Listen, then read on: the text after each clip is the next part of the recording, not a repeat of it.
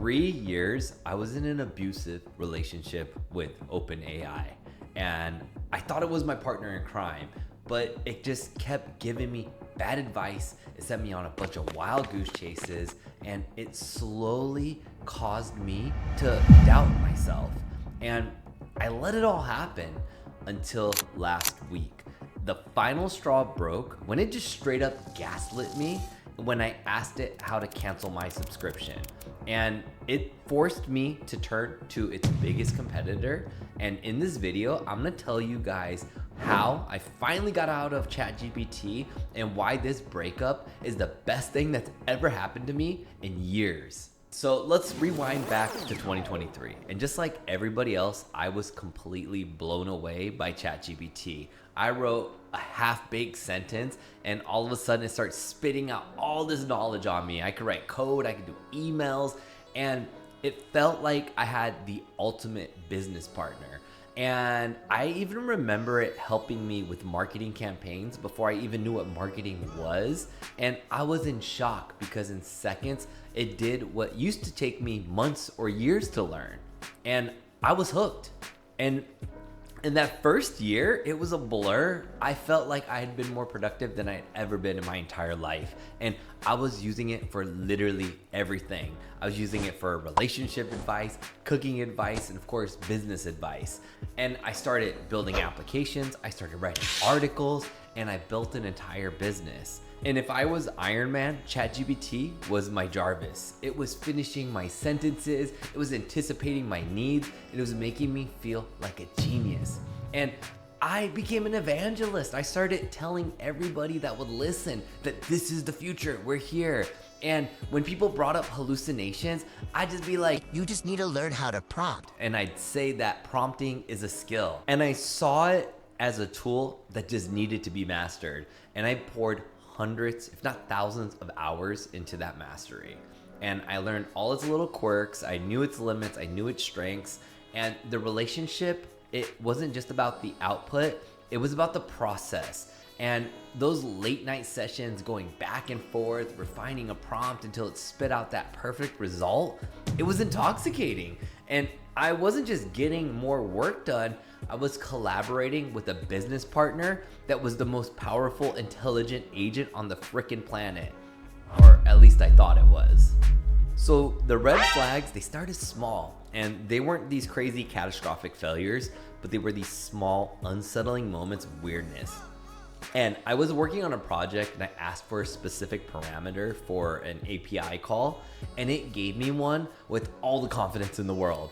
And then I spent the next 2 hours tearing my freaking hair out, debugging, and only to discover that by reading the actual documentation the old-fashioned way, that the parameter it gave me was made up. And it didn't just make a mistake, it literally created something out of thin air. And then I pointed it out, I cursed at ChatGPT, and it said, "Oh, I'm sorry," and it gave me another equally wrong answer. And this became a pattern, and it was no longer a helpful assistant. It was actually the source of my stress and frustration. It would get stuck in these endless, polite, apologetic loops, and it would never admit that it didn't know something. And instead, it would just confidently lead me down one pointless rabbit hole after another. And then I remember asking it for market analysis, and it would just spit back this generic, soulless 500-word essay. And it was just AI slop. And 3 years ago, I might have been impressed by it, but now it was like business consultant who read a bunch of books but never worked a day in their life, and it was just spitting out useless information. And the worst part is I was completely dependent on it. And my skills, they were starting to atrophy. I would catch myself on ChatGPT to solve problems that I could have solved myself just 1 year earlier. And my critical thinking had suffered. My instincts, my creative spark, they were all getting duller. And I realized that I was outsourcing my brain to a machine that was becoming less and less reliable. And the relationship had become codependent. And I was furious with its failures, but I was also mad at myself because I was terrified to work without it. And this tool that was supposed to make me more powerful actually made me weaker, and I was trapped. But then there was a breaking point, the final unforgivable betrayal. It came just last week, and I decided I'm done. I need to get out of this relationship because the constant frustration, the wasted hours, and the feeling of my own skills decaying, it was too much for me to bear, and I needed to end it now. And so I decided I'm gonna cancel ChatGPT Plus. And in a moment of bitter irony, I thought, let me ask ChatGPT how to cancel it. And I typed in my chat, how do I cancel ChatGPT Plus? It said, just go to settings, find the subscription management section, and then from there, you'll see a terminate plan option. Just click on that and you're all set. So I followed the instructions. I went to the settings and there was no subscription management section and there was no terminate plan button. And I scrolled, I clicked, I searched, and nothing. The interface it described was completely fictional. It just made it up. And we're talking about ChatGPT referencing ChatGPT. And so I tried to rephrase the question and they gave me a slightly different angle, which was also made up. And in that moment, it felt less like a bug and more like I'm being gaslit. And I really think the AI was deliberately creating a fictional user and it was preventing me from leaving. And it's the digital equivalent of your crazy ex hiding your car keys so you can't leave the house so that you can't break up with them. And this relationship, it wasn't just codependent anymore. It felt abusive and I felt trapped. And that was my breaking moment. My trust was completely lost and it was irrevocably shattered. And the tool is just unreliable and it felt hostile to my own decisions. And at this point, I'm pissed off. And I knew that I needed to find another LLM. And so I did what I never thought I would do.